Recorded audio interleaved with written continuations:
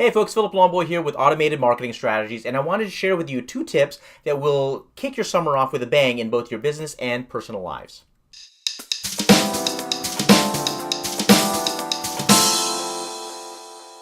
So summer's here, and as you may have noticed, I got a haircut.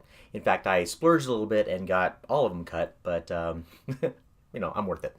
But aside from a short haircut, summer always represents to me time to spend with my family and enjoy ourselves outdoors. And one of the ways that we like to do that is that we get watermelon.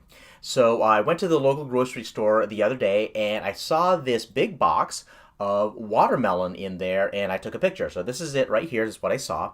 Now, if I were to ask you to pick the watermelon that is the best one out there, meaning that it's the sweetest, it's the ripest, which one would you say?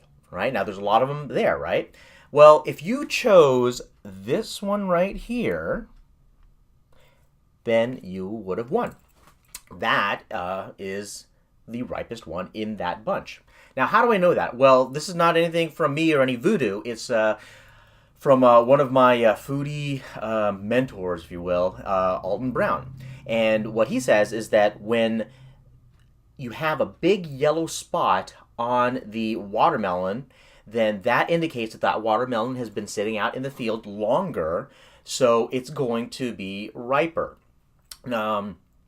And every time that I've tried that particular method, I used to thump it and like shake it around and stuff. But when I first heard that from Alton, I was like, oh, that's pretty cool. So every time that I do that, it's a perfect watermelon, nice and sweet all the time. Okay. So what does this have to do with you and your business?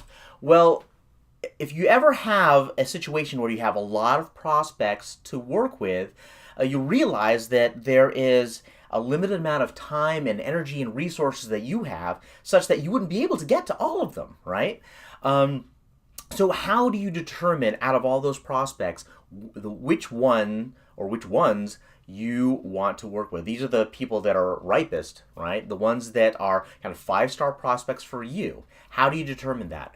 Well, you have to have some criteria in place that measures that this person is somebody that you want to work with. So what are the things, what are the indicators for that particular prospect? Much like the large yellow spot is for the watermelon, for your prospect, what are those indicators that it's probably best for you to work with them versus any of the other ones?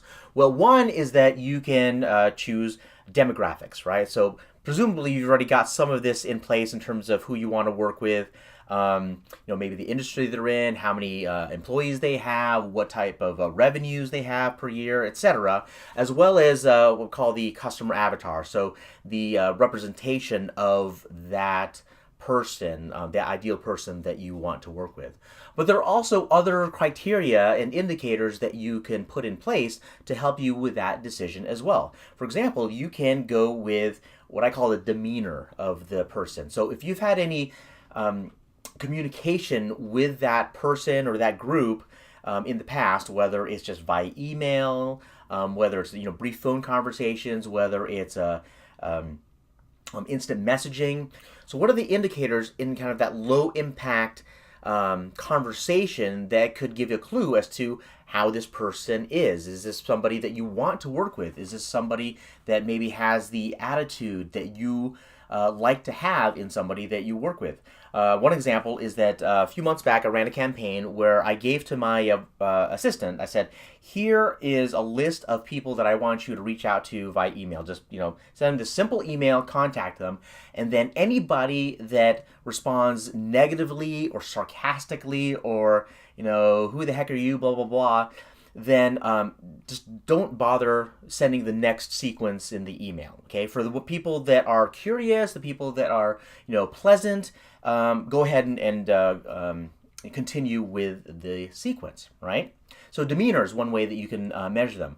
Another way, though, is by their behavior. So what is it that they actually do? So, for example, if your prospects are on your email marketing list, right? Maybe they're on your email newsletter, then you can send a newsletter to them specifically, right? Well, you send it out to them, and you can measure that whether they actually clicked on a link that you have in your email. So that's a tick, that's an indicator that, hey, this person is interested in the stuff that I have to share, my expertise, right?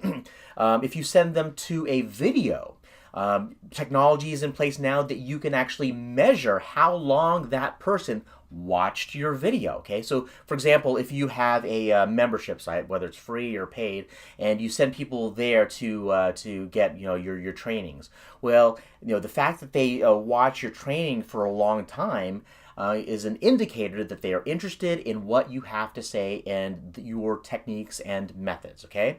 Another one you can do is just send out surveys and forms, right? If the fact that they filled them out at all is an indicator, and then of course, you can look at the quality of the responses that they put in there. So these are examples of ways that you can decide whether that watermelon you have in your hands is one that you actually want to take home or not. Is it ripe or is it going to be bitter? So why do I share this information with you? Well, if you're watching this video, chances are you have your own challenges or questions with your marketing or lead generation efforts. And if that's the case, I encourage you to reach out to me.